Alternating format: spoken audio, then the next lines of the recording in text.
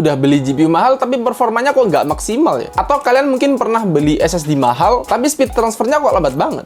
Bisa jadi itu karena PCIe LAN. Kalau kalian nggak tahu, ini tuh yang tulisannya Gen 5 by 16 kalau di GPU atau Gen 4 by 4 kalau di SSD. Dan yang dimaksud PCIe LAN itu yang by 4 dan by 16-nya ya. Nah, PCIe LAN ini semacam jalur komunikasi antar komponen kayak GPU, SSD, dan CPU. Semakin banyak LAN yang dipakai, makin cepet juga transfer datanya. Tapi yang jadi masalah, jumlah LAN itu terbatas dan dibagi antar CPU dan motherboard. CPU nyediain LAN utama buat GPU dan SSD, tapi jumlahnya terbatas tergantung dari kelasnya. Misal CPU entry kayak Intel Core i3 atau Ryzen 3 itu cuma nyediain 16-20 LAN PCIe. Dan CPU kelas atas kayak Intel Core i7 atau Ryzen 7 bisa up to 24 LAN. Nah, sementara itu motherboard juga kasih LAN tambahan lewat chipset, tapi bandwidthnya mesti berbagi jalur ke CPU. Kita ambil contoh misalnya Intel Core i5 13500, dia punya 20 LAN PCIe. Maka yang 16 LAN buat GPU dan 4 sisanya buat SSD utama. Dan kalau ada SSD atau port tambahan lain yang pakai slot PCIe, maka jalurnya ambil dari chipset dan bandwidthnya nggak bakal secepat kalau langsung ke CPU karena jalur dari chipset yang terbatas. Tapi kalau prosesor itu misal punya 24 LAN PCIe kayak di Ryzen 5 7500F, maka GPU yang dipasang tetap pakai 16 LAN, SSD utama bisa pakai 4 LAN, dan 4 LAN sisanya buat koneksi ke chipset atau part lain yang butuh slot PCIe tergantung dari konfigurasi yang ada. Jadi kalau kalian pakainya CPU entry kayak Core i3 gitu, nggak usah lah ambil Mobo seri Z790. Ngapain juga, kan mau bazir jadinya. Soalnya LAN PCIe dari CPU-nya yang terbatas. Dan itulah yang disebut dengan bottleneck. Misal kalian mau pakai SSD dan GPU Gen 5 kayak RTX 50 series,